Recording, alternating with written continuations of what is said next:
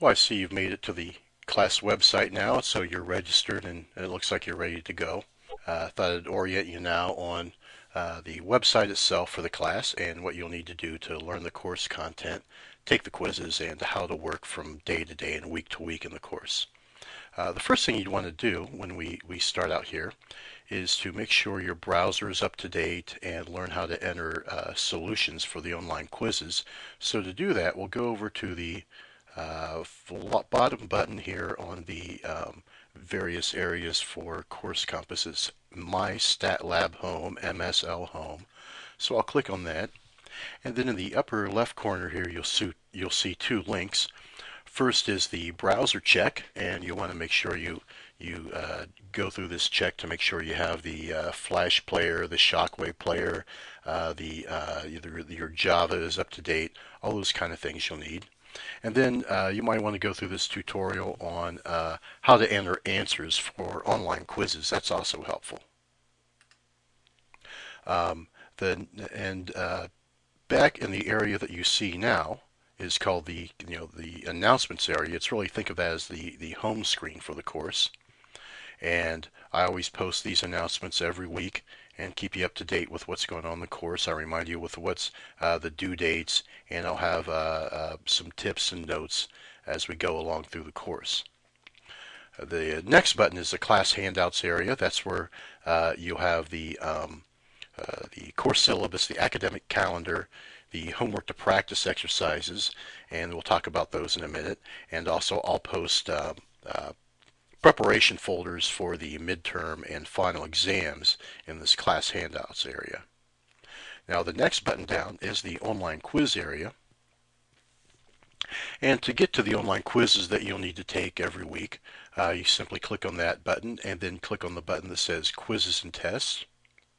And then you'll see the quizzes that you have to submit for the course. And remember, you have 2 attempts at each quiz. Your best attempt for each quiz is the one that counts.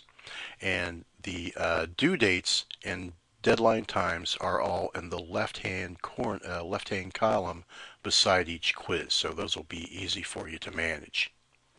Now, the next thing in the course website is the ebook area. So let's take a few minutes to look at that now.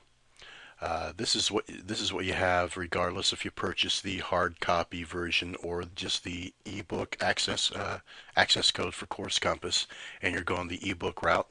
So let's run through the various components for the ebook.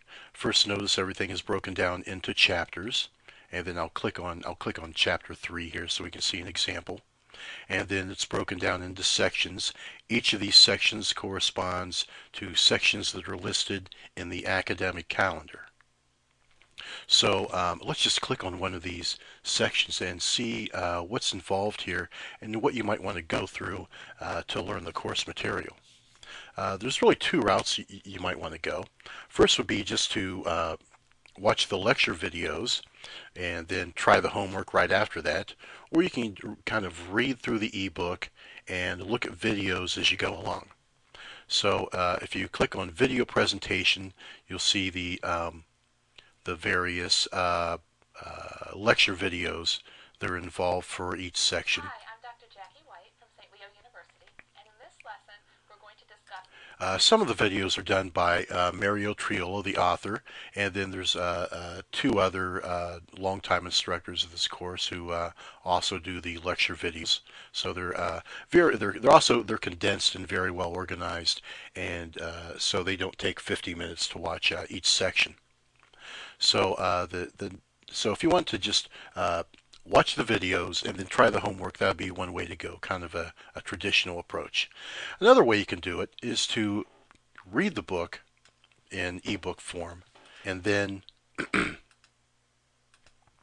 as you do that, you can look at the various components that go along with it. So let's take a look at the ebook here. So notice as far as navigating, it's pretty easy to do. To go from page to page, you simply click on the next and the previous pages. And so notice here there's definitions with everything as we go along, and also there's links for various components as we go along through the ebook. Now, notice here in this case, there's a link to the video presentation for the range of data, and also, I'll click to the next page and notice here's the definition for sample standard deviation, and then there's an active stats animated activity. They'll talk about the concept behind this formula that you see here. So what you could do is to read through the book in ebook form and then click on those links as you go along so you can get some extra support. So that's the ebook portion. And then the next link is the multimedia exercise sets. So let's take a look at those. And these exercises that you see correspond to those homework to practice exercises that I talked about earlier. Let me show you those. Here's a list of exercises that I put together for each section. So notice here we are in section 3.3, and I've asked you to try problems 5 through 15 odd, 21, 31, 33, and 35. And so those problems correspond to exactly those problems we were looking at in that section for the exercises. And you can just flip the page here and you can see the various exercises. Now notice some of them have links beside them because these are guided problems that would help you go through and if you get stuck on some of these, you can go through and they'll go through step by step on how to solve each one. So that's really helpful to you, I believe. Now, if you want to see the solutions to the exercises, just like a traditional book, notice here if I go back to the ebook link and I scroll all the way down to the bottom here, if you look on the appendices, you'll see in Appendix D, those are the solutions to all the odd numbered exercises. Those are the exercises that I've all assigned for you to practice. They're all odd, so all the answers are in the back there in Appendix D. So let me get back to the section we were talking about. So those are the exercises, and if you'd like to simply work on the exercises in electronic form, there are these tracked tutorial exercises. Let me show you how those work. These exercises correspond to those exercises that I've had listed, and some of them are even. Some of them you'll see in the online quizzes. So if you go through all these and do the ones I've assigned, you'll be all set. And notice some of them have support with videos, and so you can click on one of those. Let me just click on one of them so we can see what they look like. And here we have two sets of data, and we're asked to find the coefficient of variation for each set of data, and then the coefficient of variation is a way to compare the dispersion, so to speak, of two sets of data, and then you can answer what the value of the coefficient of variation is as a percentage.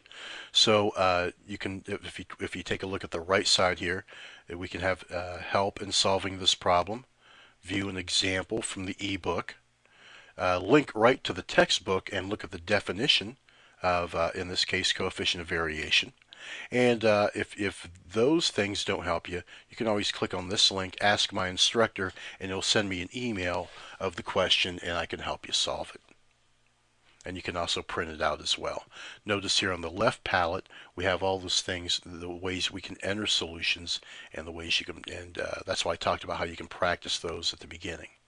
Now, these are called tract exercises, but they're tracked by you, so you can follow your progress through. These don't count for a grade, but they're tracked so you can follow your progress as you go through each chapter. Now, one other thing I wanted to make sure I talk about here is the multimedia library.